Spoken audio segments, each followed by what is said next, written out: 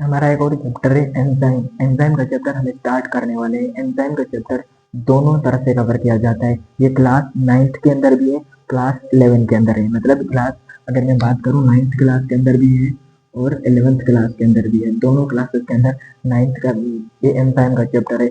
9th class के अंदर थोड़ा कम है और इसके अंदर थोड़ा ज्यादा है, पर 9th वाले भी देख सकते हैं, इतनी ज्यादा मेजोरिटी में पॉइंट नहीं है। बस सिर्फ अगर आप 11th का देखेंगे वो भी आपको समझ में आएगा, वो भी सिमिलियर ही होता है। क्या होता है? वो भी सिमिलियर ही होता है 9th की तरफ। तो आप देख सकते हैं देयर इज नो प्रॉब्लम। ठीक है, अब हम स्टार्ट करने वाले हैं।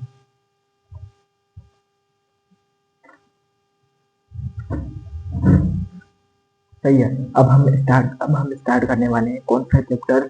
एंजाइम। सबसे पहले एंजाइम होते क्या है? What is the enzyme?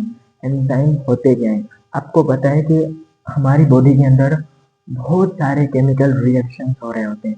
हमारी बॉडी के अंदर बहुत सारे केमिकल रिएक्शंस हो रहे होते हैं। उन केमिकल रिएक्शन को क्या बोलते हैं? मेटाबॉलिज्म। मेटाबॉलिज्म का मतलब क्या होता है? What is mean by metabolism? Metabolism का मतलब होता है कि जो भी reaction, all reaction which occur in our body, मतलब जो भी हमारी बॉडी के अंदर केमिकल रिएक्शंस हो रहे होते हैं उन्हें मैं क्या कहता हूँ? मेटाबॉलिक रिएक्शन कहता हूँ। Metabolic reaction for example respiration. Respiration मेरे पास क्या है? एक मेटाबॉलिक रिएक्शन है। फोटोसिंथेसिस प्लांट के अंदर होता है, फोटोसिंथेसिस एक क्या होता है? एक मेटाबॉलिक रिएक्शन है। ये जो फोटोसिंथेसिस हो गया, रेस्पिरेशन हो गया, ये भी क्या है? मेटाबॉलिक रिएक्शन होते हैं। पर हमें एंजाइम की जरूरत क्यों पड़ती है? मतलब हम कोई भी चीज पढ़ते हैं उसकी एप्लीकेशन होनी चाहिए ना।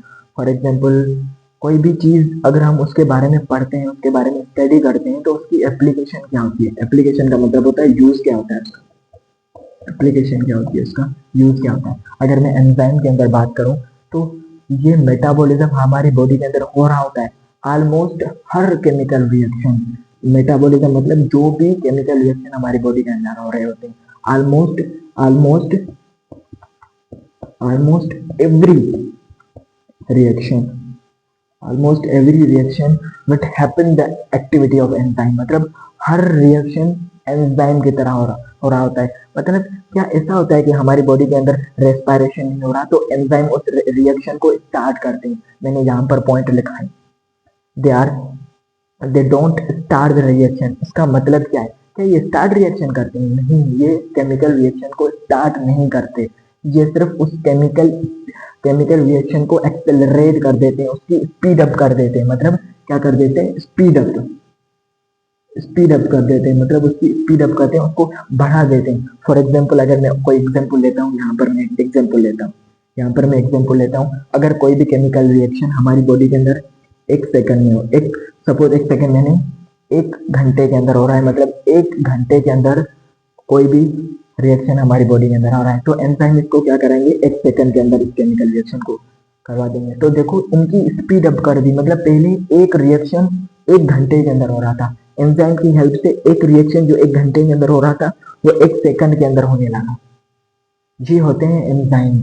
अब एंजाइम के बारे में कुछ इंट्रोडक्टरी पॉइंट पढ़ लेते हैं कि जो बेसिकली एंजाइम थे ना।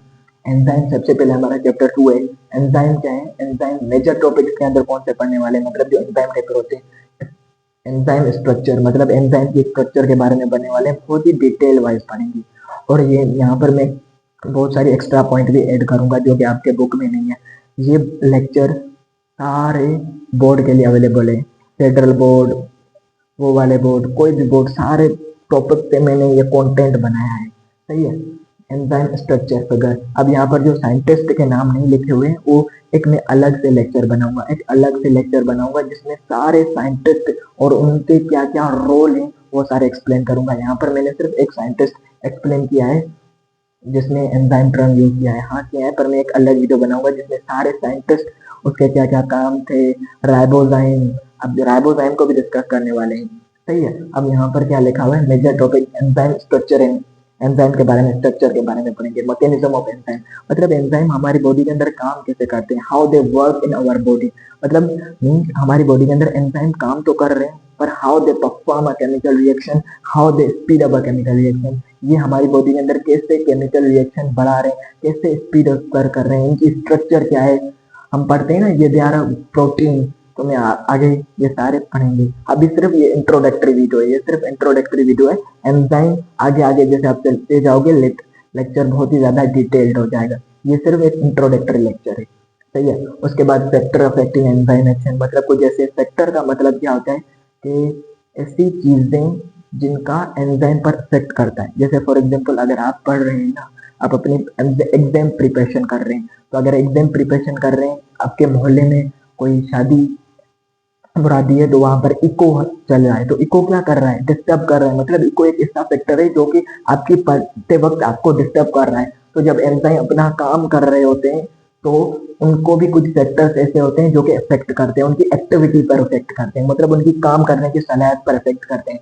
एंजाइम इनहिबिशन, एंजाइम इनहिबिशन का मतलब क्या होता है, ये बेसिकल कुछ ऐसे एंजाइम इनहिबिटर्स होते हैं। इनहिबिट का मतलब होता है किसी चीज को रोक देना, मतलब जो एंजाइम की एक्टिविटी होती है ना, किसी भी सबस्ट्रेट को जब एंजाइम कैटालाइज कर रहा होता है ना, मैं आपको बताता हूँ कैटालाइज का मतलब क्या होता है, तो उसकी एक्टिविटी को ये क्या कर देते हैं, कम कर देते हैं एंजाइम इनहिबिटर, और इस प्रोसेस को, इस फिनोमेना को एंजाइम इनहिबिशन कहते हैं। अभी मैं सिर्फ जनरल बता रहा हूँ, अगर कोई समझ में नहीं आ रहा तो कोई बात नहीं, इनको हम डिटेल से पढ़ेंगे। ये देखो मैंने सिर्फ टॉपिक लिखे हुए हैं, अभी मैंने इनको एक्सप्लेन नहीं किया, पर किसी को अगर क्यूरियोसिटी हुई तो मैं थोड़ा हल्का फुल्का मतलब एक पॉइंट एक्सप्लेन कर रहा हूँ। इनको हम बहुत ही ज्यादा डिटेल में पढ़ेंगे आगे। उसके बाद होते हैं एंजाइम क्लासिफिकेशन। अब एंजाइम भी हमारे पास बहुत होते हैं, हम डे टू डे लाइफ के अंदर जो आप खाना खाते हो, आपने पढ़ा होंगे ना, कार्बोहाइड्रेट, प्रोटीन। इससे प्रीवियस चैप्टर में हम पढ़ चुके हैं ना, कार्बोहाइड्रेट, प्रोटीन, लिपिड, विटामिन। हाँ, वो मैंने ऑनलाइन शूट नहीं किया, पर ये जो ऑफलाइन बच्चे हैं इनको मैंने पढ़ा दिया है। अब उसको भी मैं सेपरेटली, उसको भी बायोलॉजिकल एंजाइम के बाद बायोलॉजिकल मॉलिक्यूल को भी क्या कर दूंगा, आपके साथ एक्सप्लेन करूंगा। पहले इस चैप्टर को कंप्लीट करें, छोटा सा चैप्टर है और कॉन्सेप्चुअल चैप्टर है, बहुत ही ज्यादा। अब ये एमडीकेट के लिए भी इनफ है, अगर आप एमडी के लिए प्रिपरेशन कर रहे हो, मैं खुद भी एमडीकेट के लिए प्रिपरेशन कर रहा हूँ, I am preparing about MDCAT, और मैंने बहुत सारा पढ़ा है, बहुत ज्यादा स्टडी की है बिफोर आपको पढ़ाने के लिए, क्योंकि पढ़ाना, टीचिंग करियर के अंदर आना एक बहुत ही ज्यादा मौत होती है कि अगर आपसे कोई गलती हो जाए, तो एक मिसकंसेप्शन हो जाए, तो जो आपके बच्चे होते हैं उनको एक गलत टॉपिक पढ़ाया जाता है, जिसकी वजह से आपको घबराने की जरूरत नहीं होती। इसको चैप्टर को पढ़ाने से पहले मैंने बहुत ही ज्यादा रिसर्च, नॉलेजेबल, बहुत ही ज्यादा रिसर्च के बाद, अलग अलग डिफरेंट बुक पढ़ने के बाद मैंने आपके लिए ये नोट्स बनाए। और अगर आपको नोट्स चाहिए, कॉन्सेप्चुअल नोट्स चाहिए, तो मैं आपको डिस्क्रिप्शन में दे दूंगा, वहां पर आपको नोट्स मिल जाएंगे, ठीक है। और लास्ट में मैं अपने आपको नोट्स भी रिवाइज करवा दूंगा कि नोट्स क्या होते हैं, उनमें से भी अगर इसमें से अगर आपको समझ में नहीं आया तो उनमें से आपको समझ में आ जाएगा, सही है। डेफिनेशन, अब एंजाइम क्या होते हैं, सिंपली हमने बोला ना, मैंने आपको यहाँ पर बताया था कि एंजाइम क्या होते हैं, हमारी बॉडी के अंदर जो मेटाबॉलिज्म हो रहा होता है। मेटाबॉलिज्म का मतलब होता है कि हमारी बॉडी के अंदर जो भी केमिकल रिएक्शन हो रहे हैं, रेस्पिरेशन हो गया, ग्लाइकोजेनेसिस हो गया, ग्लूकोज टूट रहा है, ग्लूकोज बन रहा है, हमारी बॉडी के अंदर जो भी केमिकल रिएक्शन होते हैं, हमारी बॉडी के अंदर million, thousands of chemical reaction हो रहे हैं, अगर वो स्टॉप हो जाए तो हम सर्टेनली डेथ हो जाए, मतलब हम एट ए टाइम हमारी क्या हो जाए, डेथ हो जाए। तो उन सारे केमिकल रिएक्शंस को कौन फैसिलिटेट कर रहे हैं, एंजाइम कर रहे हैं, इसको मेटाबॉलिक। हमारी बॉडी की रिएक्शन को अगर मैं बोलता हूँ एक रिएक्शन, रेस्पिरेशन, तो मेटाबॉलिक रिएक्शन है। अगर सम मतलब टोटल रिएक्शन हमारे बॉडी के अंदर, तो मेटाबॉलिज्म। अब मेटाबॉलिज्म के अंदर भी दो रिएक्शन होते हैं, एक होते हैं कैटाबॉलिज्म, एक होते हैं कैटाबॉलिज्म, कैटाबॉलिज्म, दूसरे होते हैं एनाबॉलिज्म। इनको आपको यहाँ पर मैं आपको बता रहा हूँ मेटाबॉलिज्म, आगे वाले चैप्टर के अंदर मैं इनको डिटेल वाइज एक्सप्लेन करूंगा। अगर किसी को क्यूरियोसिटी हो रही है ना जानने की, तो उसके लिए मैं सिर्फ ये टर्म यूज कर रहा हूँ। अब ऐसा नहीं है कि सर ने ये पढ़ाया ही नहीं, ये सारी चीजें बस ऐसे बता के चला जा रहा है। मैंने बोला ये इंट्रोडक्टरी पॉइंट है, इसके अंदर जो आपको समझ में नहीं आता, इसमें हम सिर्फ ये डिस्कस कर रहे हैं कि आगे वाले लेक्चर के अंदर हम क्या क्या करेंगे, और सिर्फ एक सिंपल सा इंट्रोडक्टर और कुछ मिसकंसेप्शन पॉइंट, मतलब जो बच्चों को समझ में नहीं आते, उनके बारे में हम यहाँ पर मैं आपको बात कराऊंगा, और ये आपको याद करनी होगी, सही है। कॉन्सेप्चुअली मैं बताऊंगा सारी चीजें। कैटाबॉलिज्म, कैटाबॉलिज्म का मतलब होता है कि ऐसे केमिकल रिएक्शन जो हमारी बॉडी के अंदर हो रहे होते हैं, जिनके अंदर जो बड़े बड़े कॉम्प्लेक्स मालिक्यूल होते हैं, बड़े बड़े मालिक्यूल होते हैं, वो टूटते हैं। जैसे फॉर एग्जाम्पल ग्लूकोज, आपने पढ़ा था ना, C6H12O6, ये ग्लूकोज होता है। सही है। इसके अंदर हम क्या करते हैं, ऑक्सीजन को ऐड करके इसको तोड़ते हैं, वाटर के अंदर टूटता है, प्लस CO2 के अंदर टूटता है, प्लस ATP। ये क्या होती है, एटीपी क्या होती है, आपकी एनर्जी होती है। मतलब एनर्जी, एनर्जी का मतलब होता है एबिलिटी टू डू वर्क, काम करने की सलाह। जो भी चीजें हम एक्टिविटी कर रहे होते हैं वो क्या कर रहे होते हैं, हमारी एनर्जी की वजह से कर रहे होते हैं। तो रेस्पिरेशन होता है। अब ये क्या है, एक बड़ा सा कॉम्प्लेक्स ऑर्गेनिक मॉलिक्यूल है। आई होप आपको ऑर्गेनिक मॉलिक्यूल तो पता होगा। ऑर्गेनिक मॉलिक्यूल है जो कि टूट in the presence of oxygen, मतलब इन द प्रेजेंस ऑफ। अगर आपको ऑर्गेनिक मॉलिक्यूल नहीं आता, ऑर्गेनिक मॉलिक्यूल क्या है, जब जो भी मैं टर्म यूज कर रहा हूँ ये सिंपल टर्म है, अगर आप इनके बारे में नहीं पता तो कोई घबराने की जरूरत नहीं है। आप कमेंट के अंदर लिख सकते हो कि सर इसका मतलब क्या होता है, इसका मतलब क्या होता है, मैं अगली वीडियो के अंदर क्लियर कर दूंगा। पर ऑर्गेनिक मॉलिक्यूल क्या होते हैं, सिंपल डेफिनेशन होती है कार्बन कंटेनिंग कंपाउंड। इससे कंपाउंड जिनके अंदर कार्बन, पर इसकी एक एडवांस डेफिनेशन होती है हाइड्रोकार्बन। आप पढ़ेंगे, अगर नहीं समझ में आ रहा कोई बात नहीं, आप आगे पढ़ेंगे। हाइड्रोकार्बन मतलब वो कंपाउंड जिसके अंदर हाइड्रोजन एंड कार्बन हो, वो और उनके डेरिवेटिव, मतलब उनसे जो कंपाउंड ड्राइव होते हैं, उनसे ही कंपाउंड जो ड्राइव होते हैं उन्हें हम ऑर्गेनिक कंपाउंड कहते हैं। अगली वीडियो के अंदर आपको समझ नहीं आ रहा तो मैं अगली वीडियो के अंदर भी इसको एक्सप्लेन कर दूंगा, अभी आपको जरूरत नहीं। सही है, सही है। अब यहाँ पर मैंने बोला कि ये कॉम्प्लेक्स मॉलिक्यूल है in the presence of oxygen. Oxygen की प्रेजेंस में ये क्या आ रहा है, वाटर, कार्बन डाइऑक्साइड और एटीपी जो एनर्जी हम हासिल करते हैं इनके अंदर टूट रहा है। तो ये क्या है, केटाबोलिज्म। एक क्या है, सॉरी, एक एनाबोलिज्म नहीं है, ये केटाबोलिज्म है। एनाबोलिज्म, केटाबोलिज्म है। मतलब केटाबोलिज्म का मतलब होता है टूटना। केटा मीन्स कट, कट मीन्स टूटना। तो ऐसे रिएक्शन जो जो कि डिस्ट्रक्टिव रिएक्शंस होते हैं, मतलब जिनके अंदर टूट रहा होती है कोई चीज, उन्हें हम क्या बोलते हैं, केटाबोलिज्म कहते हैं। एनाबोलिज्म का मतलब क्या होता है, एनाबोलिज्म का मतलब होता है कि जुड़ने वाले केमिकल रिएक्शन, मतलब ऐसे रिएक्शन जिसमें अंदर कुछ जुड़ रहे होते हैं। जैसे फॉर एग्जांपल फोटोसिंथेसिस। फोटोसिंथेसिस में ये ग्लूकोज मॉलिक्यूल बन रहा होता है ना, ग्लूकोज मॉलिक्यूल बन रहा होता है ना। कार्बन, प्लांट क्या करते हैं, कार्बन डाइऑक्साइड एंड वाटर को in the presence of chlorophyll and sunlight, वो क्या कर रहे होते हैं, वो बेसिकली इन दोनों को यूज करके वो क्या बना रहे होते हैं, ग्लूकोज बना रहे होते हैं। मतलब यहाँ पर कॉम्प्लेक्स मॉलिक्यूल बन रहा है, एक बड़ा सा मॉलिक्यूल बन रहा है। तो ये क्या है, एनाबोलिज्म प्रोसेस है, मतलब बनने वाले प्रोसेस, कंस्ट्रक्टिव प्रोसेस, मतलब जिनके अंदर कुछ चीजें बन रही होती हैं, दे आर कंस्ट्रक्टिव प्रोसेस।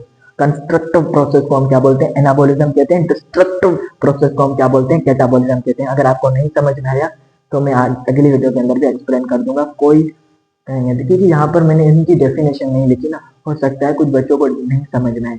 जैसे मैंने यहाँ पर डेफिनेशन वाइज लिखी है, तो इनकी अगली क्लास में मैं डेफिनेशन वाइज लिखूंगा। यहाँ पर मैंने जस्ट एक इंट्रो दिया है, सही है। अब यहाँ पर, अब अगर बताना जरूरी था क्योंकि एंजाइम, अब एंजाइम क्या होते हैं मैं सिंपल बता रहा हूँ, डेफिनेशन को सुनने की कोशिश करो। एंजाइम क्या होते हैं, एंजाइम क्या होते हैं, एंजाइम बेसिकली सबसे पहले एंजाइम एक ग्रीक वर्ड, एंजाइम क्या लिखा है, एक ग्रीक वर्ड इन, ये लिखा हुआ है इन, इनका मतलब होता है इनसाइड, अंदर, अंदर की तरफ, मतलब इनसाइड।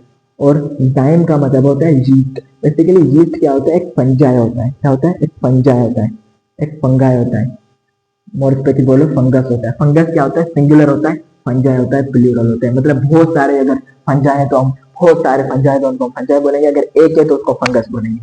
सही है, ये प्लूरल है, ये सिंगुलर है, सही है। अब फंगस था एक यीस्ट, तो उसमें से पहले एंजाइम के बारे में, मतलब उससे पहले, सबसे पहले उसके अंदर एक एंजाइम देखा गया था, जिसकी वजह से यहाँ पर नाम आ गया एंजाइम।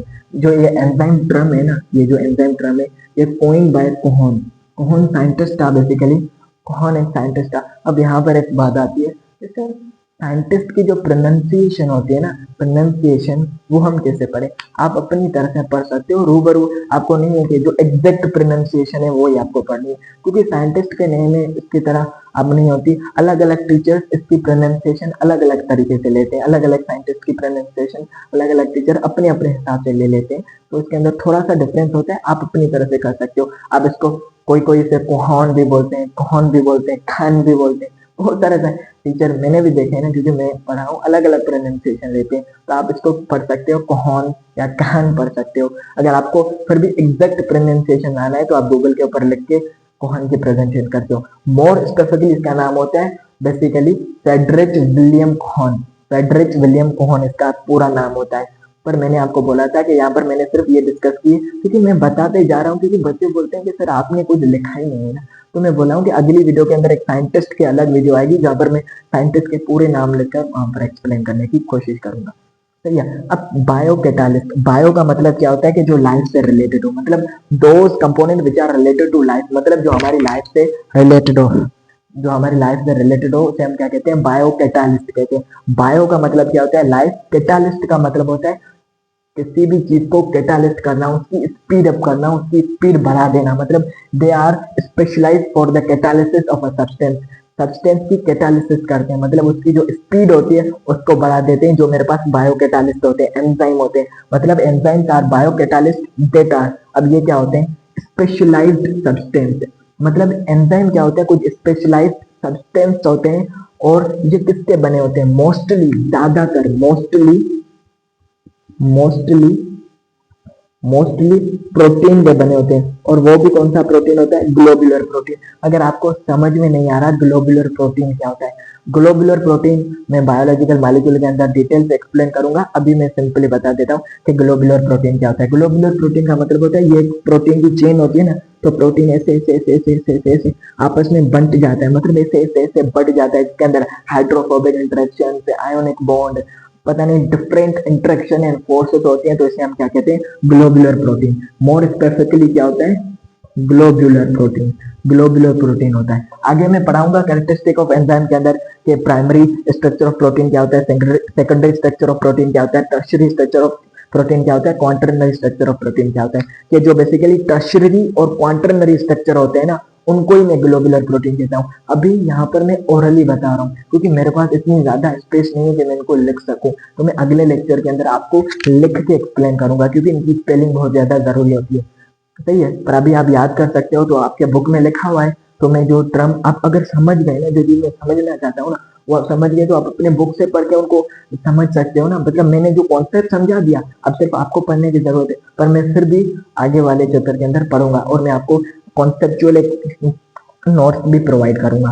लास्ट लेक्चर के लास्ट में नोट्स जरूर देकर जाना। मैंने खुद नोट्स बनाए, उन नोट्स को मैं आपको उन नोट्स पे पढ़ के बताऊंगा और वो नोट्स आप बिल्कुल देखना, आपको बहुत मजा आएगा। बहुत ही ज्यादा प्यारे और ब्यूटीफुल नोट्स हैं, अब बिल्कुल अब देख के जाना। सही है, सही है। अब यहाँ पर क्या होता है, ग्लोबुलर प्रोटीन होते हैं। पर क्या था, बेसिकली एक दो साइंटिस्ट थे, दो साइंटिस्ट। अब उसका मैं अभी नाम नहीं बता रहा। नाम क्यों नहीं बता रहा, अगली लेक्चर के अंदर बताऊंगा, या फिर मैंने आपको बताया था कि मैं उनकी डिटेल बनाऊंगा। नाम इसलिए नहीं बताऊंगा क्योंकि मेरे पास जगह नहीं है, और अगर मैं नाम बताऊंगा तो बहुत ही ज्यादा आपको हेजिटेशन होगी, क्योंकि मैं बहुत सारे ऐसे टर्म बता चुका हूँ जो कि मैंने लिखे नहीं है, तो वो भी आप भूल जाओगे। तो अभी उन साइंटिस्ट के नाम को छोड़ दो, अभी सिर्फ ये समझो कि दो ऐसे साइंटिस्ट थे जिन्होंने बेसिकली कुछ आरएनए के मालिक्यूल, आरएनए डीएनए, आपको पता है ना आरएनए और डीएनए, ये क्या होते हैं, आरएनए और आरएनए और डीएनए। सही है, आरएनए डीएनए ये क्या होते हैं, न्यूक्लिक एसिड होते हैं, हमारे न्यूक्लियस के अंदर होते हैं, हेरिडिटी इंफॉर्मेशन ट्रांसफर करते हैं।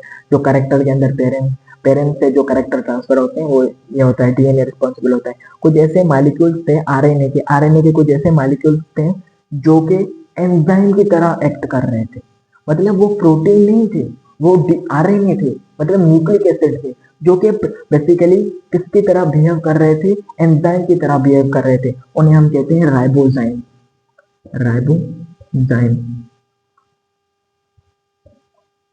राइबोजाइम, उन्हें हम क्या कहते हैं, राइबोजाइम। शायद आपको ये भी पॉइंट पता होना चाहिए कि राइबोजाइम क्या होते हैं। बेसिकली राइबोजाइम ऐसे आरएनए के मॉलिक्यूल होते हैं, वो आरएनए के मॉलिक्यूल होते हैं जो कि एंजाइम की तरह बिहेव करते हैं। मतलब जो एंजाइम का फंक्शन होता है वही वो कर रहे होते हैं, पर वो प्रोटीन के नहीं बने होते हैं। क्योंकि हमने बोला कि एंजाइम क्या होते हैं, प्रोटीन के बने होते हैं, प्रोटीन के बने होते हैं। पहले ये कहा जाता था कि सारे सारे एंजाइम प्रोटीन के बने होते हैं, सारे एंजाइम प्रोटीन के बने होते हैं। फिर इन दोनों साइंटिस्ट ने बोला कि ऐसा नहीं होता, मोस्टली ज्यादातर एंजाइम ग्लोबुलर प्रोटीन के बने होते हैं, मतलब प्रोटीन के बने होते हैं, प्रोटीन के बने होते हैं। पर कुछ एंजाइम ऐसे भी होते हैं जो कि आरएनए के बने होते हैं, जिन्हें हम राइबोजाइम होते हैं। मतलब कुछ एंजाइम नॉन प्रोटीन भी होते हैं, जिसकी वजह से हम बोलते हैं मोस्टली, यूजली, जर्नली, कॉमनली। इनका मतलब होता है ज्यादातर, मतलब ज्यादातर 99 केसेस के अंदर ये प्रोटीन के बने होते हैं, पर 1% या 5% ये क्या होते हैं, राइबोजाइम भी हो सकते हैं। ये बहुत रेयर होते हैं, कम होते हैं, ज्यादातर प्रोटीन के ही बने होते हैं। मतलब आप बोलते हो mostly enzyme are proteinaceous in nature. Proteinaceous का मतलब होता है उनके अंदर प्रोटीन होता है। प्रोटीन आप पढ़ चुके हो, अगर आपको प्रोटीन नहीं समझ में आ रहा तो आपको बायोलॉजिकल मॉलिक्यूल, अब अभी सिर्फ नाम याद कर लो, आगे बायोलॉजिकल मॉलिक्यूल आएगा तो उसके अंदर हम डिटेल पढ़ेंगे। कार्बोहाइड्रेट क्या होता है, प्रोटीन क्या होता है, लिपिड क्या होता है, न्यूक्लिक एसिड क्या होता है, आरएनए क्या होता है, डीएनए क्या होता है, ये सारे हम आगे पढ़ेंगे। ठीक है। उसके बाद आता है synthesized in inside the living organism. ये बेसिकली लिविंग ऑर्गेनिज्म के अंदर या लिविंग सेल के अंदर सिंथेसाइज्ड होते हैं। क्या होते हैं, लिविंग सेल के अंदर सिंथेसाइज्ड होते हैं। उसके बाद कैटालाइज स्पेसिफिक केमिकल रिएक्शन, मतलब ये कोई भी एक स्पेसिफिक केमिकल रिएक्शन को कैटालाइज करते हैं। जैसे मिसाल तौर रेस्पायरेशन करने के लिए जो एंजाइम होंगे तो वो रेस्पायरेशन करेंगे। ऐसा नहीं है कि वो फोटोसिंथेसिस करने के लिए करेंगे, मतलब स्पेसिफिक होते हैं कोई भी पर्टिकुलर केमिकल रिएक्शन के लिए, पर्टिकुलर एंजाइम नहीं होते हैं, मतलब स्पेसिफिक होते हैं, कैटालाइज करते हैं केमिकल रिएक्शन को। उसके बाद होते हैं की pointed for the enzyme. Enzyme के लिए कुछ जरूरी पॉइंटेड जो अब मिसकंसेप्शन होते हैं। They are accelerator of metabolic reaction. Metabolic reaction मतलब एक रिएक्शन, मेटाबॉलिज्म का मतलब होता है सारे बॉडी केमिकल रिएक्शन। सारे हम मेरी बॉडी के अंदर जो केमिकल रिएक्शन हो रहे हैं, थाउजेंड्स ऑफ रिएक्शन है, तो उनको मैं क्या कह रहा हूँ, कलेक्टिवली एक टर्म दे रहा हूँ मेटाबॉलिज्म। पर अगर मैं अपनी बॉडी के अंदर एक केमिकल रिएक्शन करूँ, जैसे मैंने रेस्पायरेशन उठाया, एक केमिकल रिएक्शन, तो उसको मैं मेटाबॉलिक रिएक्शन बोल रहा हूँ। तो they are accelerator of metabolic reaction, मतलब ये एक्सेलरेट का मतलब होता है बढ़ाना, स्पीड अप करना, एक्सेलरेट करते हैं। और उसके बाद आता है they are regulator of, they are regulator of metabolic reaction, मतलब उनको रेगुलेट करते हैं, मेंटेन करते हैं, उनकी कितनी स्पीड चाहिए ये एंजाइम रेगुलेट करते हैं, उनको मेंटेन करते हैं। रेगुलेट का मतलब होता है मेंटेन, दे आर रेगुलेटर से। दे डोंट स्टार्ट द रिएक्शन, मतलब ऐसा नहीं है कि रेस्पायरेशन रिएक्शन नहीं हो रहा तो ये उसको स्टार्ट कर देंगे। ये केमिकल रिएक्शन को स्टार्ट या इनिशिएट नहीं करते, पहले से केमिकल रिएक्शन होता है जो कि स्लो होता है, बहुत ही कम होता है। ये उसको क्या करेंगे, ये उसको स्पीड अप कर देंगे। जैसे पहले से, फॉर एग्जाम्पल मेरे पास एक गाड़ी है, अब गाड़ी मेरे पास स्टार्ट ही नहीं है, तो क्या करेंगे, जैसे फॉर एग्जाम्पल कोई भी केमिकल रिएक्शन है, गाड़ी है, तो ये एंजाइम क्या उस गाड़ी को स्टार्ट करेंगे, नहीं करेंगे। उस गाड़ी पहले से ही स्टार्ट होगी, मतलब वो धीरे धीरे से चल रही होगी, ये सिर्फ उसकी क्या करेंगे, स्पीड अप कर देंगे, उस गाड़ी को एक्सेलरेट कर देंगे। सही है। दे डोंट स्टार्ट द रिएक्शन, और ये एनर्जी को प्रोवाइड नहीं करते, ये एनर्जी को कम करते हैं। मैं आपको बताऊं तो दे डोंट प्रोवाइड एनर्जी। ये एमसीक्यूज आता है कि एंजाइम एनर्जी को प्रोवाइड करते हैं, नहीं।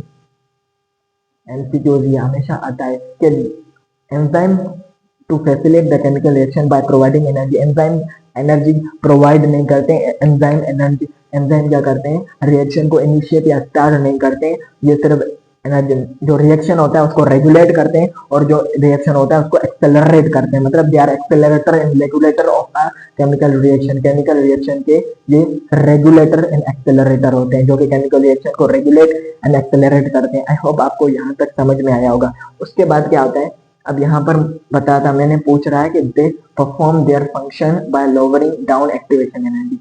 ये क्या करते हैं, अब यहाँ पर मैं मिटा देता हूँ फिर आपको।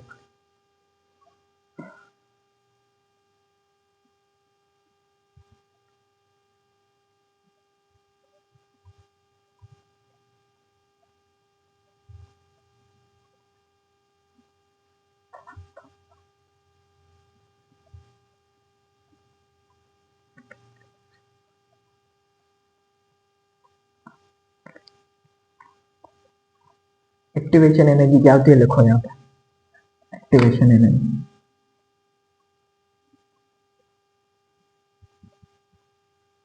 मैं बड़ी थोड़ा अक्षर को बड़ा करके लिखाऊंगी, आपको सही तरह से ना।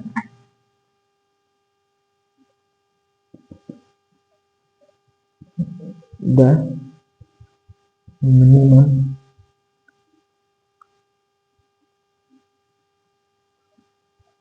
Amount of energy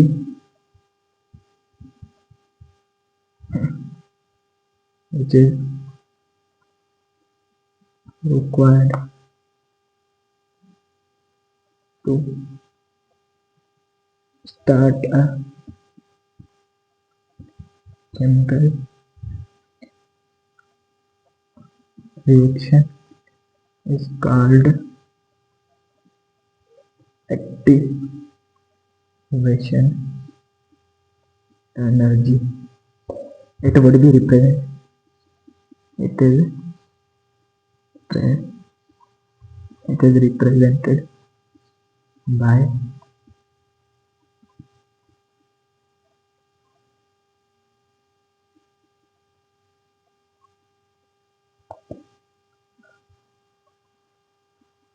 political.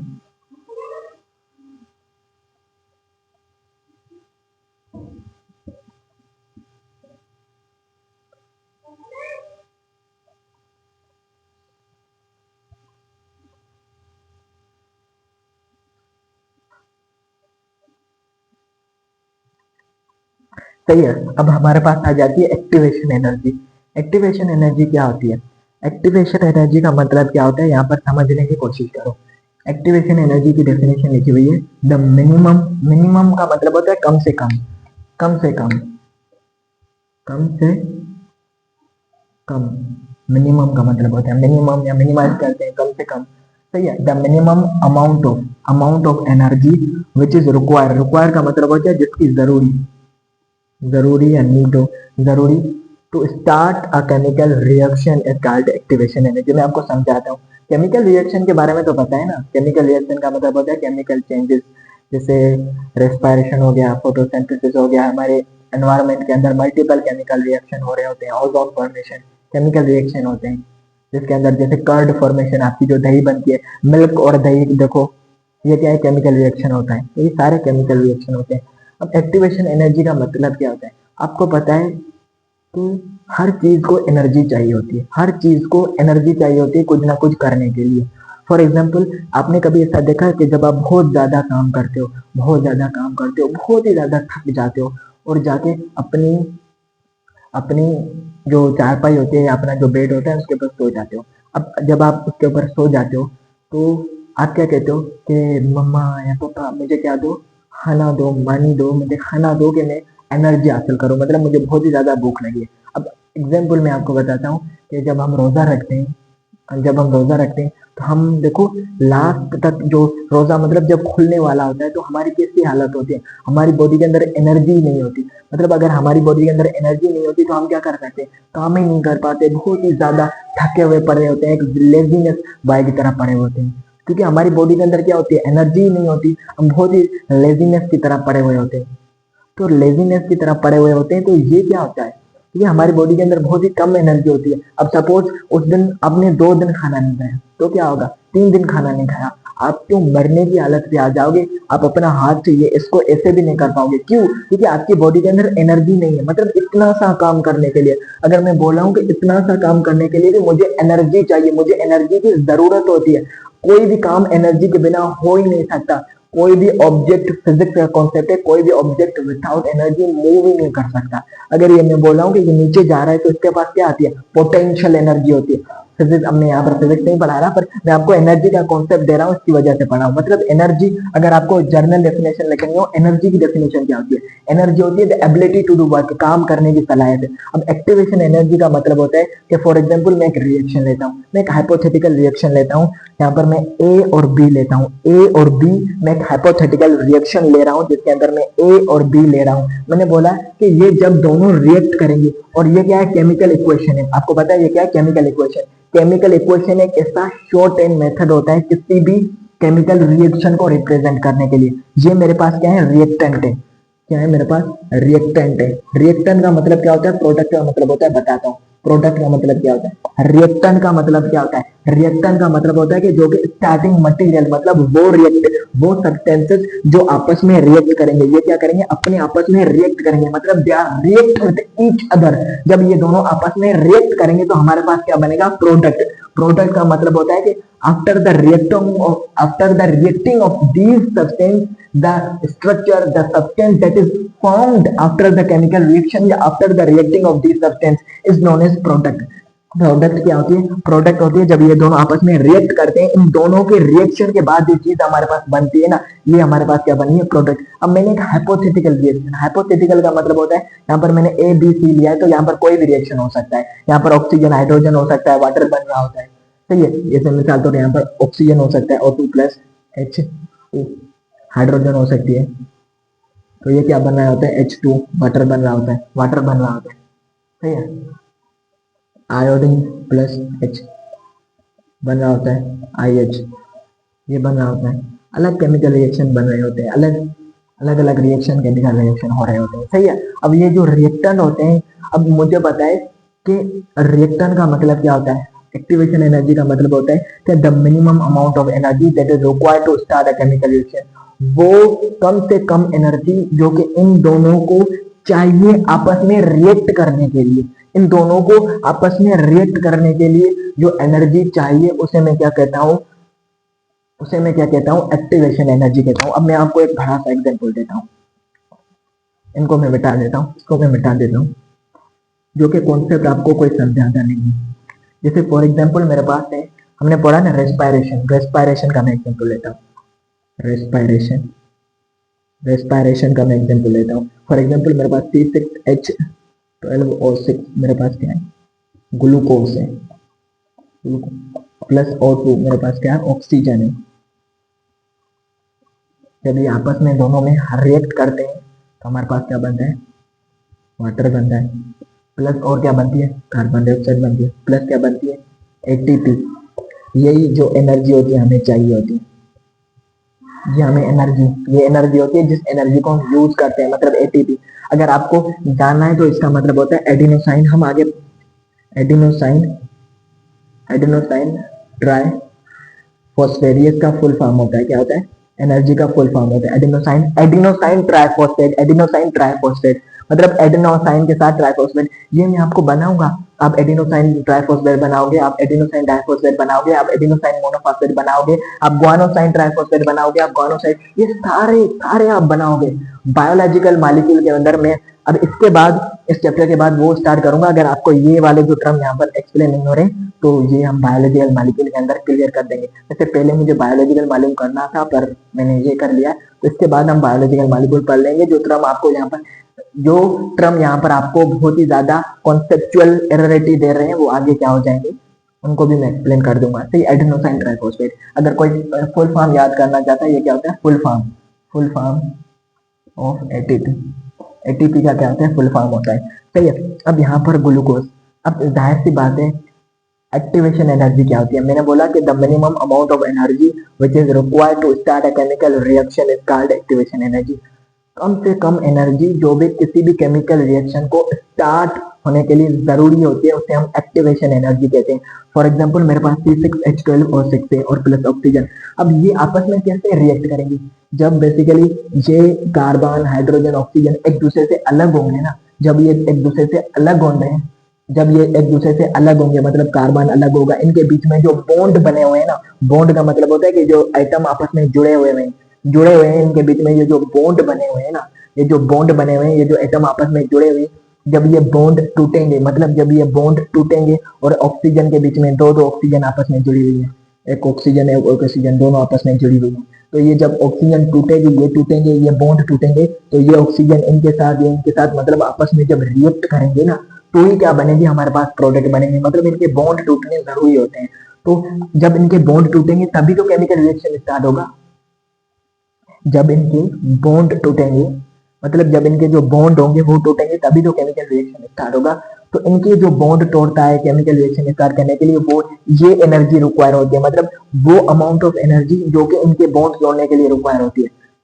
ऐसा भी आप कह सकते हो, या ऐसे, अब जब जाहिर सी बात है इनके, आप ऐसा सोच सकते हो जब इनके बॉन्ड टूटेंगे, जब ये अपनी एटॉमिक फॉर्म के अंदर आ जाएंगे, तो एटॉमिक फॉर्म के अंदर इनकी रिएक्टिविटी बहुत ही ज्यादा होगी, मतलब एक दूसरे से रिएक्ट करेंगे, एक दूसरे से मिलेंगे। जब एक दूसरे से मिलेंगे तो क्या होगा, केमिकल रिएक्शन हो जाएगा और हमारे पास प्रोडक्ट बनेगी। तो एक्टिवेशन एनर्जी क्या होती है, इनको जो मिनिमम अमाउंट ऑफ एनर्जी चाहिए होती है किसी भी केमिकल रिएक्शन को स्टार्ट करने के लिए, किसी भी केमिकल रिएक्शन को स्टार्ट करने के लिए। और यहाँ पर मैं आपको बात, एक स्टेट आता है जिसे मैं ट्रांजिशन स्टेट बोलता हूँ। क्या बोलता हूँ, transition, transition state. Transition state क्या होता है, अगर आपको देखो ये समझ में नहीं आ रहा, ये समझ में नहीं आ रहा, तो हम आगे ये फैक्टर अफेक्टिंग पढ़ेंगे, factor affecting of the enzyme activity, वहां पर मैं इसको फिर रिपीट कर दूंगा, इसको हम डिटेल में पढ़ेंगे।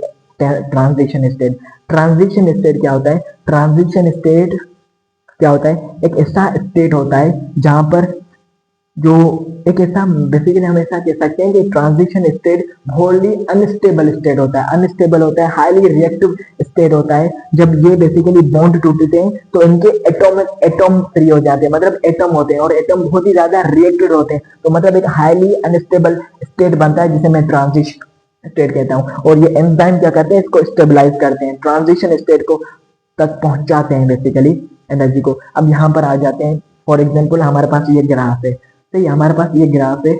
अब यहाँ पर ये पोटेंशियल एनर्जी है और यहाँ पर सपोज ये रिएक्टेंट है। अगर मुझे रिएक्टेंट को प्रोडक्ट के अंदर कन्वर्ट करना है, यहाँ पर फॉर एग्जाम्पल रिएक्टेंट है और यहाँ पर प्रोडक्ट है, अगर मुझे इस रिएक्टेंट को प्रोडक्ट के अंदर कन्वर्ट करना है तो मुझे इतनी एनर्जी चाहिए, मतलब इतनी एनर्जी चाहिए, इतनी एनर्जी चाहिए, इतनी एनर्जी चाहिए। मतलब जब मैं रिएक्टेंट को यहाँ पर पहुंचाऊंगा तो वो प्रोडक्ट के अंदर कन्वर्ट होगा, मतलब मुझे इतनी ज्यादा एनर्जी चाहिए।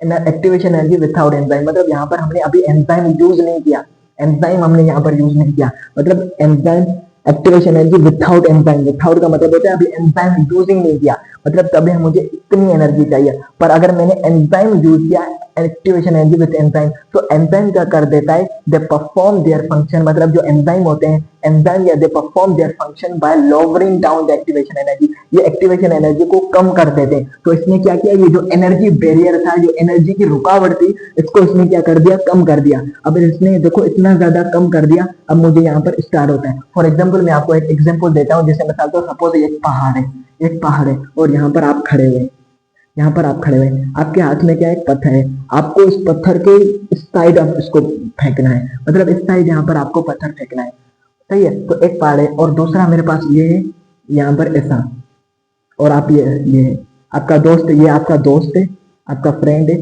और ये क्या है, आप है, आप खुद है, मतलब यू आर इटसेल्फ। अब इसके पास भी पत्थर है, तो मुझे बताओ कौन पत्थर फेंक पाएगा, मुझे तुम बताओ कि कौन पत्थर फेंक पाएगा जो इजीली पहले ही अटेम्प्ट में पास कर पाएगा। आपने फेंका, आपका पत्थर यहाँ पर पहुंचा, फिर आपने ताकत लगाई, फिर यहाँ पर पहुंचा, फिर यहाँ पर पहुंचा, ऐसे ऐसे आपको बहुत ही ज्यादा अटेम्प्ट करने पड़ेंगे। पर यहाँ पर देखो, यहाँ पर कम है, आपका दोस्त एक ही टाइम कर इस पत्थर को वहां पर बेचा पाएगा। मुझे ये बताओ, मुझे इस चीज के बारे में बताओ कि इन दोनों के अंदर कौन सा रिएक्शन स्लो है। मतलब क्या मतलब है, मतलब ये जल्दी अपना कम टाइम के अंदर ये अपना पत्थर जो स्टोन है यहाँ पर फेंक पाएगा, इसकी ये डेस्टिनेशन है, मंजिल के ऊपर फेंक पाएगा, या ये जल्दी फेंक पाएगा। अब लिटरली आप यही बोलोगे कि ये पाएगा, क्यों, क्योंकि पहाड़ कम है, छोटा है, हम सिर्फ ऐसे कर लेंगे। तो ये क्या करता है, अब यहाँ पर रिएक्टेंट को प्रोडक्ट के अंदर कन्वर्ट होना है, जब रिएक्टेंट को प्रोडक्ट के अंदर कन्वर्ट होना है, जो रिएक्टेंट है उसको प्रोडक्ट के अंदर कन्वर्ट होना है, तो यहाँ पर ये बहुत ज्यादा एनर्जी है, मतलब मुझे बहुत ही ज्यादा एनर्जी चाहिए। फॉर एग्जाम्पल हम मान लेते हैं कि सपोज मुझे यहाँ पर 500 जूल चाहिए, मतलब 500 जूल, जूल क्या होती है, एनर्जी का यूनिट होता है, जूल साइंटिस्ट का जाने, सही है। मुझे 500 एनर्जी चाहिए इस रिएक्टेंट को प्रोडक्ट के अंदर कन्वर्ट करने के लिए। मतलब जब तक इस रिएक्टेंट को 500 एनर्जी नहीं मिलती तब तक ये प्रोडक्ट के अंदर कन्वर्ट नहीं होता। पर एंजाइम क्या करेगा, एंजाइम इसको 10 जूल के अंदर, मतलब 10 जूल के अंदर अगर आपने इसके साथ एंजाइम को यूज किया है, तो आप सिर्फ उसको 10 जूल एनर्जी दे ये रिएक्टेंट को प्रोडक्ट के अंदर कन्वर्ट कर देगा। मतलब ये क्या कर रहा है, ये जो एक्टिवेशन एनर्जी होती है, ये जो कम से कम अमाउंट ऑफ एनर्जी होती है जो कि केमिकल रिएक्शन को स्टार्ट करती है, इस एनर्जी को एंजाइम कम कर देता है। अगर आपकी एमसीक्यूज आ जाए कि energy enzyme perform their function, enzyme अपने फंक्शन को परफॉर्म करता है by the lowering down of dash, तो आप क्या बोलोगे, एक्टिवेशन एनर्जी। अगर आपसे कोई पूछे कि एक्टिवेशन एनर्जी क्या होती है, तो आप बता पाओगे, क्या आप बता पाओगे, क्या आप बता पाओगे। ये जो स्टेज होता है ना, ये ट्रांजिशन स्टेज होता है, ट्रांजिशन आगे हम एक्सप्लेन करेंगे इसको। पर ट्रांजिशन स्टेज का मतलब होता है कि यहाँ पर सारी चीजें एटम के अंदर चली जाती है। अब एटम के अंदर चली जाती है तो सारी चीज क्या करते हैं, एक दूसरे से रिएक्ट करते हैं, तो वो प्रोडक्ट बन जाती है। ट्रांजिशन स्टेज आगे हम पढ़ेंगे, इसको पढ़ने की जरूरत है और आगे हम इसको एक्सप्लेन करेंगे। अभी आपको समझ में नहीं आया तो कोई बात नहीं, ट्रांजिशन स्टेज को आप छोड़ सकते हैं। आगे हम इसको factor affecting of the enzyme activity, वहां पर हम इसको डिटेल पढ़ेंगे। ये मैंने आपको एक ग्राफ बनाया, प्रोग्रेस ऑफ रिएक्शन, मतलब रिएक्शन कैसे जा रहा है, तो ये मैंने एक सिंपल सा ग्राफ बना के आपको समझाया था। अगर मैं अब फिर से थोड़ा रिपीट कर देता हूँ, एंजाइम की सिंपलीफाइड डेफिनेशन करता हूँ कि they are speeder of the chemical reaction. मतलब ये क्या होते हैं, increase the reaction rate, reaction को बढ़ा देते हैं, उसको स्पीड अप कर देते हैं, जो हमारे पास एंजाइम होते हैं। अब आपको पता चल गया होगा कि एंजाइम अपना फंक्शन कैसे परफॉर्म करते हैं, मतलब how enzyme perform their function. मतलब अगर एंजाइम के बारे में अगर आपको ये लेक्चर समझ में आया है, अभी इसके अंदर बहुत सारी ऐसे पॉइंट होती हैं जो आपको अभी समझ में नहीं आएगी, उसको हम आगे चल के डिटेल के अंदर एक्सप्लेन करेंगे। अभी सिर्फ हमने एक इंट्रोडक्टरी पॉइंट बनाया है और ये अगर आपने इन लेक्चर को लिटरली अच्छी तरह से वॉच कर लिया तो आप सच में बहुत ही ज्यादा कॉन्सेप्चुअल लिए कर सकते हैं। अब यहाँ पर देखो एंजाइम सिर्फ भी, अब कौन सा टॉपिक कोई चीज रह गया है। अब यहाँ पर मैं थोड़ा सा एक्सप्लेन कर देता हूँ इस चीज को, यहाँ पर समझे, यहाँ पर ऊपर बना है, यहाँ पर मैं इसको मिटा के नीचे आपको एक्सप्लेन कर देता हूँ। यहाँ पर मैं एक्सप्लेन करता हूँ, ये बहुत ही ज्यादा ऊपर बना हुआ है यहाँ पर। अब ये नोट से लिख लो, मेरे साथ लिखा करो, अगर नहीं लिख रहे तो मैं आपको डिस्क्रिप्शन के अंदर नोट्स प्रोवाइड कर दूंगा, आप वहां से डाउनलोड कर सकते हैं। या फिर आप मेरा व्हाट्सएप चैनल, अगर आपको मेरा व्हाट्सएप चैनल ज्वाइन करना है तो आप मेरा व्हाट्सएप चैनल ज्वाइन कर सकते हैं। वहां पर मैं अल्टीमेट नोट्स, बहुत सारी चीजें, बुक्स, पीडीएफ, एमडीके की तैयारी के लिए फ्री में बुक्स जो कि बहुत ही ज्यादा प्रीमियम होती है उनको अपलोड करता रहता हूँ। बहुत सारे स्टूडेंट जुड़े हुए, सही है। अब यहाँ पर देखो फॉर एग्जाम्पल हमारे पास क्या है, एक एंजाइम है। अब यहाँ पर आप बोलोगे सर ये क्या है। अब एंजाइम की स्ट्रक्चर अलग अलग हो सकती है।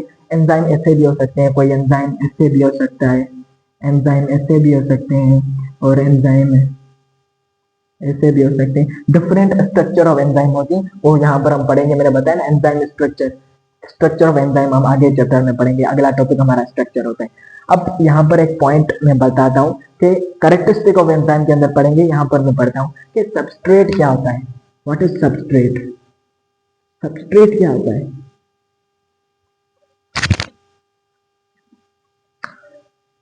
आपको पता है सबस्ट्रेट क्या होता है?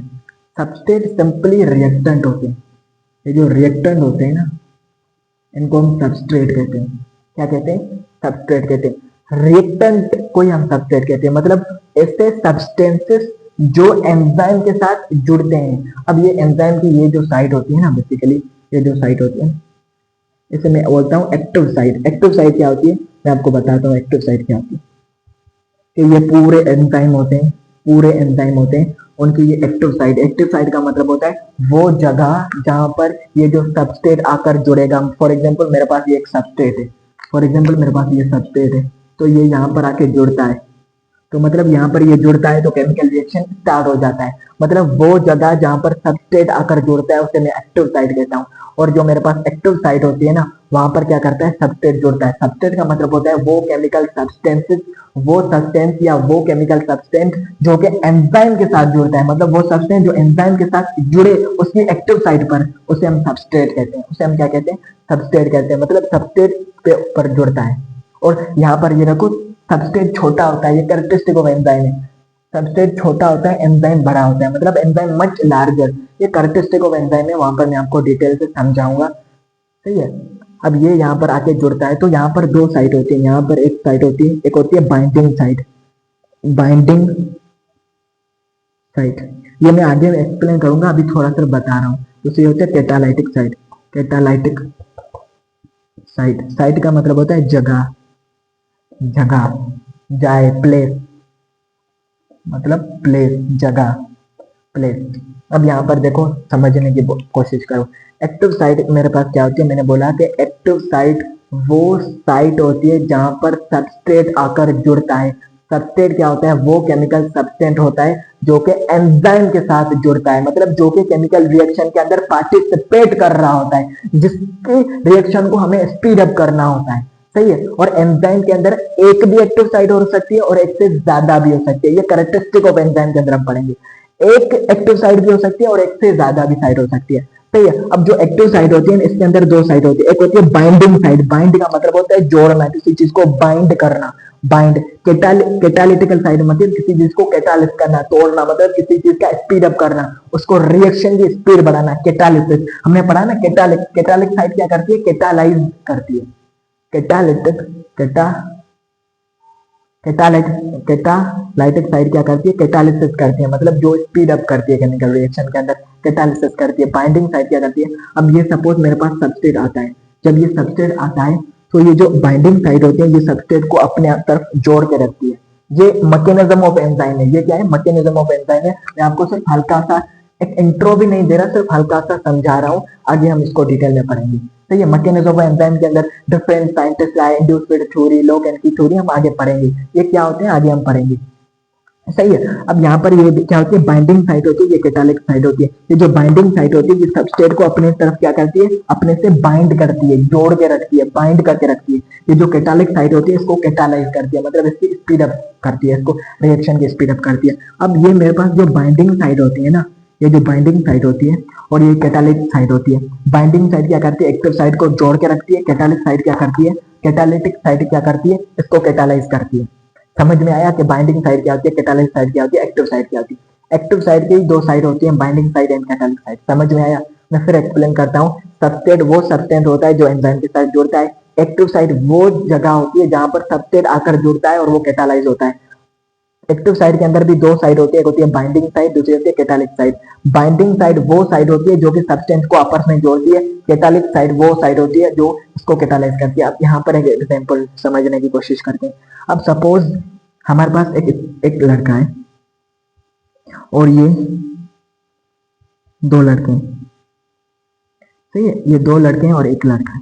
अब ये दोनों लड़के इसको मारने के लिए जाते हैं। कभी कभी स्कूल के अंदर लड़ाइयाँ हो जाती है ना, तो ये दोनों लड़के इसको मारने के लिए चले जाते हैं। अब ये अपना फोन उठाता है और फोन करता है और ये बहुत सारे लड़के और को बुला लेता है, बहुत सारे लड़कों को बुला लेता है। अब ये मेजर एग्जाम्पल है, ये बहुत सारे और ज्यादा बॉयज को बुला लेता है। मतलब बॉयज का क्या हो जाता है, यहाँ पर ग्रुप हो जाता है, बॉयज ग्रुप। बॉयज ग्रुप मतलब बॉयज का ग्रुप हो जाता है। यहाँ पर मैंने क्या लिख दिया, ग्रुप। ठीक है, बॉयज का ग्रुप हो जाता है, ग्रुप हो जाता है। अब यहाँ पर ये दो लड़के हो गए। अब एक लड़का तो यहाँ से खसक लिया, भाग गया। क्या किया, भाग गया। गो रन अवे। हम यहाँ पर इंग्लिश हो रही है, वाह। गो रन अवे मतलब ये क्या हो गया, भाग गया। उसके बाद बाकी ये जो एक बचा, अब एक में क्या करेंगे, ये जो सारे लड़के हैं इसमें से कुछ लड़के क्या करेंगे, इसको पकड़ेंगे।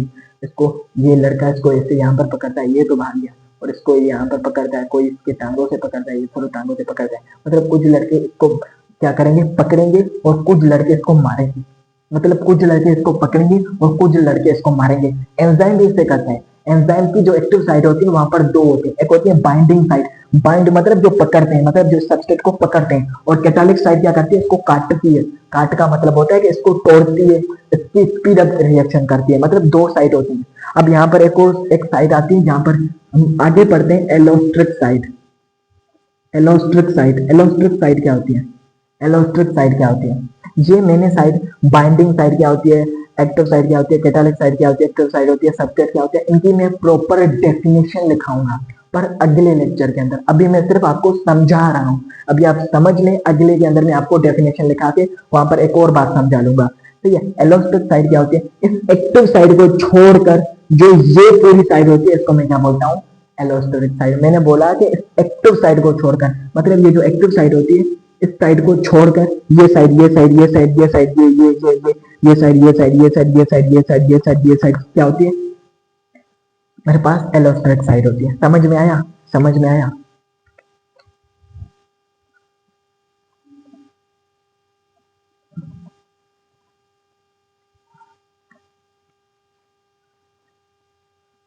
यहां पर मैंने क्या बोला, एक्टिव साइड मेरे पास दो होती है, binding side, binding catalytic side, binding side and catalytic side. और दूसरी साइड क्या होती है, दूसरी होती है एलोस्ट्रिक साइड। स्पेलिंग चेक कर देना, मैं ध्यान से थोड़ी भूल गई, एलोस्ट्रिक साइड। सही है,